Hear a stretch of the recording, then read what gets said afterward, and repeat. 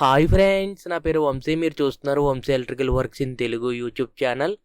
ఈ వీడియోలో నేను మీకు ఈ వారం రోజుల్లో నేను చేసినటువంటి ప్రొఫైల్స్ వర్క్స్ గురించి నేను మీకు ఈ వీడియోలో చెప్తాను.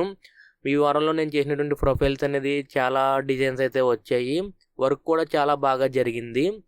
అది మీకు ఏ డిజైన్స్ అయితే నేను చేశాను, ఏమేమి కలర్స్ అయితే నేను యూజ్ చేశాను, ఎల్ఈడి స్ట్రిప్స్ అనేది, అలాగే ఎన్ని రోజులైతే టైం పట్టింది అనేది నేను మీకు ఈ వీడియోలో డీటెయిల్గా ఎక్స్ప్లెయిన్ చేస్తాను. అలాగే స్టెప్ బై స్టెప్ చూడండి.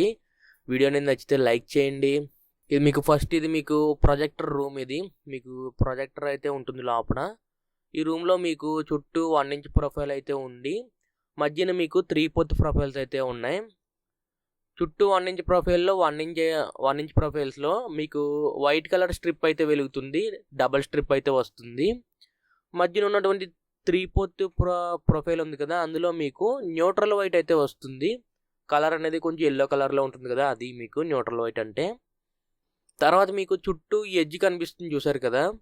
యాక్చువల్లీ నేను ఆ రూమ్లో కట్ చేసినప్పుడు వీడియో రికార్డింగ్ చేయలేదు. ఇది బయట నేను కటింగ్ చేసిన తర్వాత రికార్డింగ్ చేశాను. మీకు సేమ్ అక్కడ నేను యూజ్ చేసినటువంటిది 14mm ప్రొఫైల్ అయితే యూజ్ చేశాను ఎడ్జ్కి. ఓకేనా. ఈ 14mm ప్రొఫైల్లో మీకు కటింగ్ జరిగిన తర్వాత మీకు 14mm ప్రొఫైల్ అయితే నేను బిగించాను, చూసారా ఇక్కడ.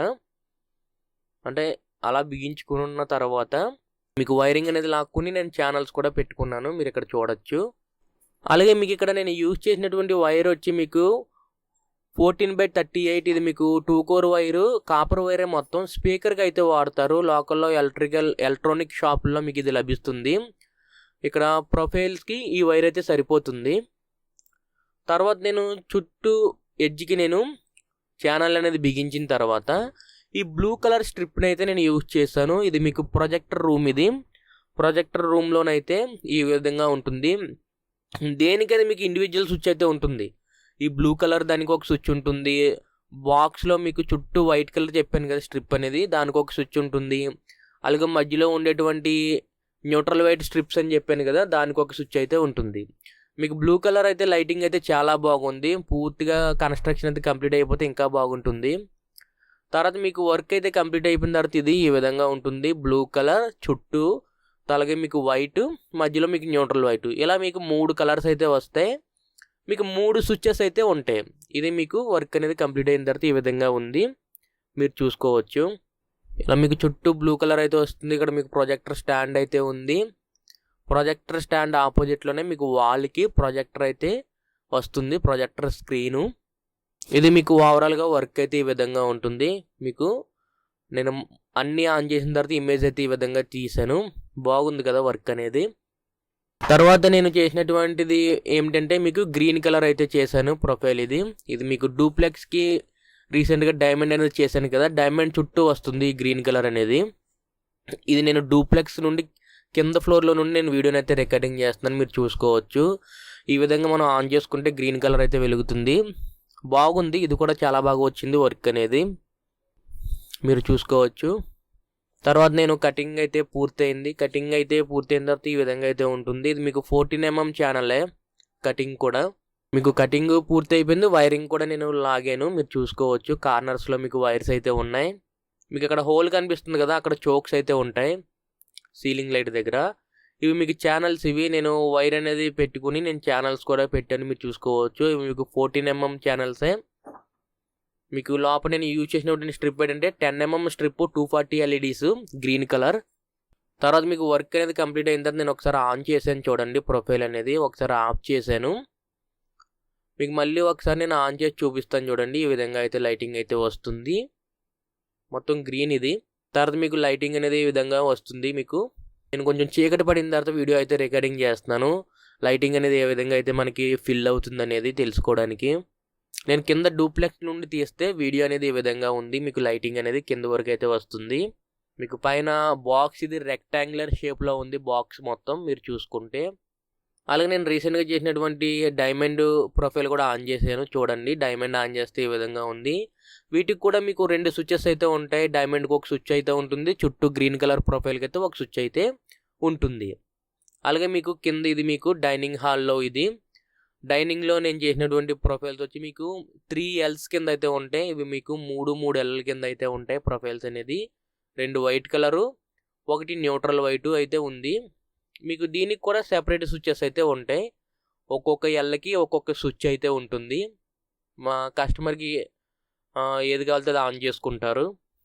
ఇక్కడ మీకు కటింగ్ అనేది పూర్తి అయిపోయిన తర్వాత నేను ఛానల్ అయితే ఫిట్ చేసుకున్నాను, మీరు చూసుకోవచ్చు.